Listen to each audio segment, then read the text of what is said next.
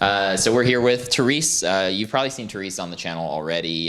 Jordan interviewed her a week ago or so, probably, maybe almost 2 weeks ago at this point. Therese lives roughly, you said it's 11 or so miles north of, kind of north and west of East Palestine. And Therese, unfortunately, has been having symptoms from this. I guess to start off, do you want to just kind of explain how this all unfolded? You know, we were just talking before this, and you mentioned, you know, kind of the initially when this all happened, smelling up here. Can you just start from the beginning and give us a lowdown on what has happened here? The night of the explosion, I was sitting out on my porch after dinner having coffee. I didn't smell anything in the air. The only thing I noticed was my coffee started tasting bitter. Didn't think anything of it. Went back in the house a little while later, went back outside, still having my coffee. And at that point, I did smell something in the air. And as I was sitting out there, I felt like my lips were going numb, my tongue was stinging, the soft palate on the roof of my mouth was numb, and my throat was burning. I'd come in the house, 15, 20 minutes, everything subsided.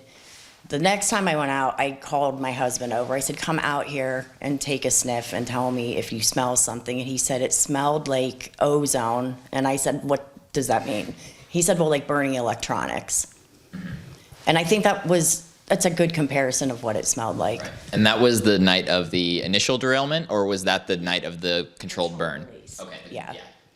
I love how they use the term controlled. That nothing about that looked controlled to me. Yeah. The next morning, woke up, same thing happened when I went outside again. It was a lot milder. And I'd say I stopped noticing it maybe around like noonish. Around 1:30, I had to leave for Florida with my son. As of Wednesday morning, I woke up, my tongue was just like completely burned.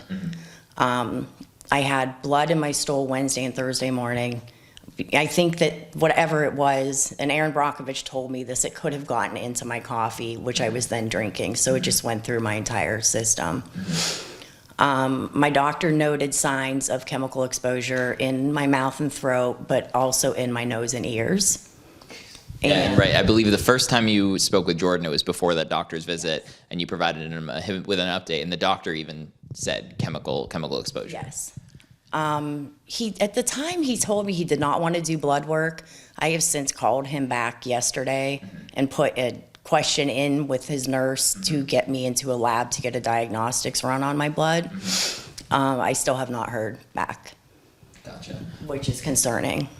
You know, absolutely. And I mean, for a lot of folks too, right now, yesterday when I talked to the governor, he said, you know, I mentioned folks were having similar symptoms to you are, similar symptoms that you are, and he's even referring people, oh, go to the clinic in East Palestine that the state has set up. The clinic that the state set up in East Palestine doesn't actually offer any, they're not doing any testing at all, you know, let alone, you know, it sounds like you're even having a hard time even at a regular doctor's office getting a test for it. And that same clinic is telling people, oh, you have a rash, it's probably because of the stress.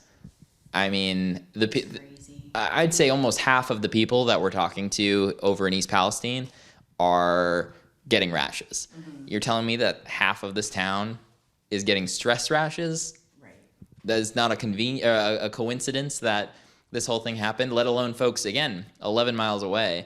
And unfortunately, what we're starting to see happen is Norfolk Southern is trying to make the zone where they're going to be held responsible for this as small as possible. And I mean, you're talking to other residents around here too, and seeing online that other residents in your area are also experiencing similar issues? Yes. Yeah, in my community as well as ones further north. So it didn't just stop in East Palestine.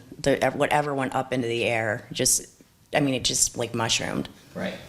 And has anyone from any level of government really told anyone here that they should be concerned about anything? No, nothing at all. Even that night, our local news, I actually emailed both of them, like, what is going on? There is something happening. This is what's happening to me. I got no response, which is very bothersome to me because I have clients that work with both news stations I'm on kind of like a friend basis with them. I've not gotten a single response. That's a shame. And I mean, we're even seeing like there's exceptions to the rule with this, of course, but like a lot of local journalists that we're seeing, like local TV stations and stuff, are, you know, at the clinic that we were at yesterday that I mentioned before. They'll go and they get the press release from the governor that says the clinic is going to be open this day and this day. It's available for residents to come to. Boilerplate, boilerplate, boilerplate. Done. That clinic, again, is barely even a clinic, and they're just like the scary thing is like, okay, so they're doing that with just the health clinic, but right off the bat of this, Norfolk Southern is the one hiring the contractors to do tests of things. Right. And Norfolk Southern passes that information along to the politicians. The politicians parrot that information that was obtained essentially from Norfolk Southern, and they parrot that along to the news media. And then most of the news media is not looking into it on their own.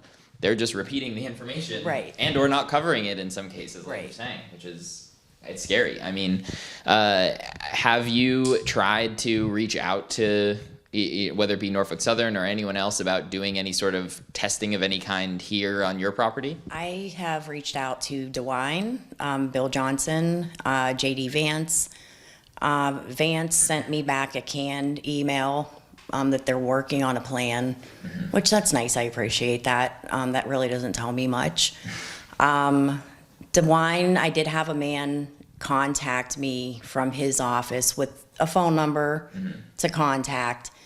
When those just led me on like an empty cycle of phone call, next person gave me a number, phone call, next person gave me a number. I did call him back and I said, look, you've given me this number to call someone with the EPA that is supposed to help me. I said, and all they're doing is putting me in this vicious cycle of calling people that are refusing to help me. And it is like, in fact, one of the people that their number I was given, it was for family assistance that is being offered by Norfolk. And this guy that answered, he said, oh, you're calling the wrong person. You need to call this person. And I called that person, and I had already spoken to her. And she said, again, I cannot help you because you're outside of the radius. Gotcha. So they're just giving folks the runaround. And again, I mean, this is obviously a big issue for folks directly in East Palestine, but it goes beyond East Palestine. We're talking to folks in other communities as well who are experiencing similar issues. You know, in East Palestine, it's already in some cases hard to get the aid. They're making you jump through some hoops for it. But if you're outside of this radius that, you know, that radius was, from what a lot of residents are telling me, are like what the initial kind of the blast radius would be if the cars had like been left to explode on their own, essentially a 1 mile radius or something like that. When they did the quote unquote controlled release, that again, a controlled release should not look like the images we saw from that. You know, it'd be one thing if it was like a slow, small burning thing or something like that. It would still be terrible probably, right? But nothing about that looked controlled. The way our news made it sound was they were going to drain the tankers and then dispose of the chemical and remediate the soil. There was nothing that said they were going to blow it up. And that's what scares me the most. And I mean, when you look at the images of it, I mean, I'm sure folks have seen the image from someone who was in a plane flying over it, and you look down and it's a massive, massive pool. And then, you know, it makes a lot of sense that folks 11 miles away and more are dealing with it. The stuff isn't going to just disappear. It's going to go somewhere. And unfortunately, it's causing effects to folks like yourself here. I guess, do you have, are doctors able to prescribe you anything to deal with some of these effects or any? I was given like lozenges to dissolve on my tongue to help with the burning. It did help. My tongue does feel back to normal. At this point, I still have a very odd taste in my mouth. I don't even know what to compare it to because I've never tasted it before. I am also on an inhaler. I am having a horrible time breathing, coughing horribly. And like even the other day, I walked back to my creek just to check the water out, make sure there wasn't anything weird in it. By the time I came back up, I was completely out of breath. And I mean, I'm a healthy person. Right. I'm an active person. And I'm honestly having a hard time breathing because I'm talking so much right now. It's every morning I wake up, I have to do that. And it's not normal. It is absolutely not normal. No, I agree. You mentioned that you spoke with Aaron Brockovich or folks working with Aaron Brockovich. I know that Friday, her and some of the lawyers that she works with are actually going to be in East Palestine talking to folks. I guess what was that like speaking with her, and are you potentially getting involved in some sort of class action lawsuit or anything along those lines? I was so shocked with the whole thing with Aaron. It was last Thursday. I'm sure I was talking with a ton of people on Facebook about what's going on, and someone posted something about her, and it was from her page. So I clicked into her page. I said, I'm just going to see what happens. I sent her a message, gave her a quick rundown of what happened. She saw my message and replied immediately. And she said, here's my email, here's my phone number, we're going to talk tomorrow. She is, there's a lot of people online right now saying, oh, she's just doing it for publicity and she must need some money. That woman is brilliant. She knows all the chemicals. She knew what they all would turn into. She knew what they were going to do to your bodies, what they could do to the soil, the water, everything. And she said, yes, even 11 miles away in Poland, Ohio, it is going to affect my environment. And I believe her. I've seen the movie, obviously. Now I've been kind of paying a little bit more attention to what she's been involved in. Mm-hmm. But I do think that she is she's known well enough for what she does that I do think she could maybe bring some help to all of this.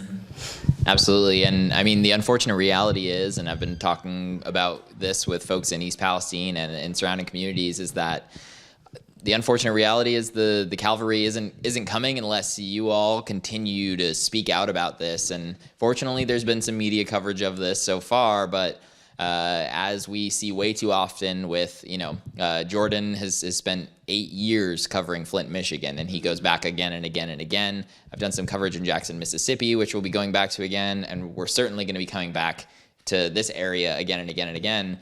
The only way you're going to try to, to actually get real results on any of this is, unfortunately, folks got to band together, work together on this, and keep getting the message out. I guess if there's anything that you wish that folks from, outside of the area knew about this that isn't being reported correctly, is there anything you can think of that you'd want to share with folks? I feel like it's not being reported, the effects of what that toxic chemical cloud is going to have. It's not if it might, it's going to happen. It's probably already in the soil. It's probably already in the water. And it's not like it's just going to go away. It's from what Aaron told me, it just doesn't disappear. It doesn't evaporate. It's always going to be there. Mm-hmm. And so now we have a lot of farming out in this area. Mm-hmm. So what happens to, can we trust the crops that are going to be grown this summer? Right. It goes all the way down to that. I don't know. People need to stop listening to what these politicians are telling them. Of course they're going to be saying this stuff because that's part of their job. Like, oh yeah, I said it, but they need to walk the walk too. Mm-hmm. And I think that's where the holdup is.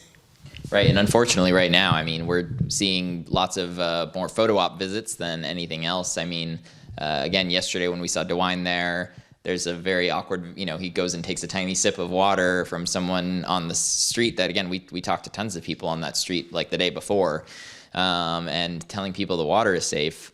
Meanwhile, a lot of the residents who are showering in that water are getting rashes. Right. If that's potentially causing that on your skin, what is it doing inside of you? Exactly. I'm curious your thoughts, even with former President Trump coming into town today. He's made a stop that we were at just now, and then he looks like he's going to make a speech. I'm curious your thoughts of him coming and joining in the area. I actually really like the guy. I watched his interview or his speech, whatever, today, and I felt happy after watching it. Mm-hmm. He gave me hope. I think one of the big reason people don't like him is because he doesn't put up with anything. Mm-hmm. And I think it scares a lot of people. He says it like it is. I do feel like the guy's a loudmouth and he's obnoxious, but he gets things done. And I do think that there's a possibility that his being involved will bring more attention to the matter. And I do think he cares. I mean, look at where our president is at right now.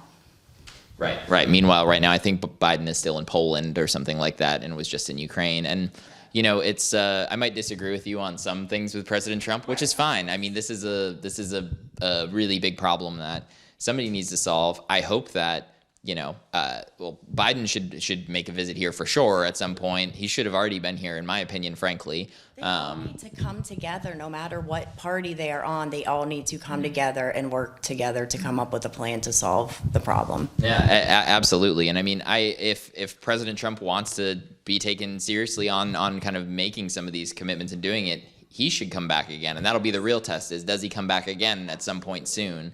You know, I don't know at this point. It's right now is like, okay, he goes and makes a speech. You know, maybe that's good. It is a town that, and an area in particular that is the folks here really like Trump. But I would love to see him come back and do this. We'll see if that happens or not.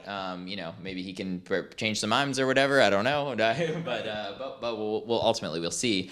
But the response from the federal government, I mean, the response at most levels of government has been pathetic at this. The fact that, again, we're relying initially on the railroad for information. We talked about this already, right. But when you're relying on the railroad for the information to get this all going, I mean, then you wonder why people are distrustful of the tests that are being done and all this sort of stuff. Well, unless there's anything else you want to share, I want to say, go ahead if you've got something, The only okay, so you said as far as not testing or not trusting the testing results, and I discussed this with Jordan via email or something. I had called. I'm trying to think. It's CTEH. Yep. I was given the number. I was actually told that she was with the EPA. Gotcha. And I found out the woman was with CTEH. Her name was Katrina Jew.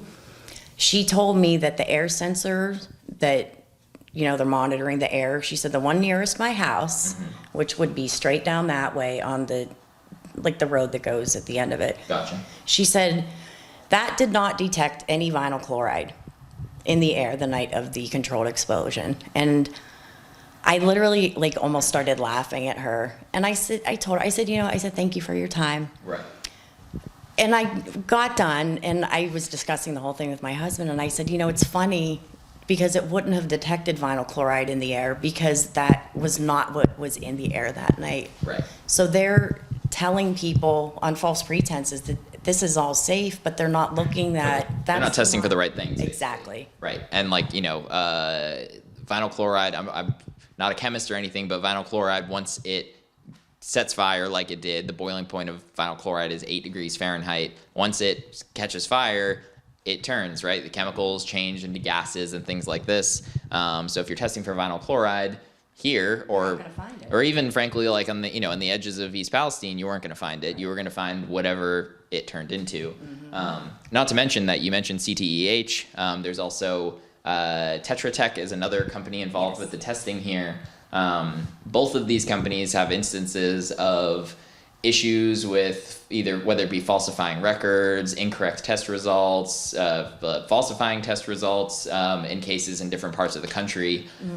Again, if you want some semblance of public trust on this sort of stuff, these are not the companies that the EPA should be working with. Right.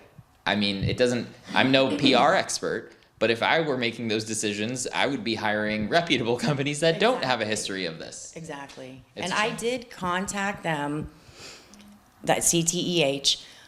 I think it was 2 days after I spoke to Katrina.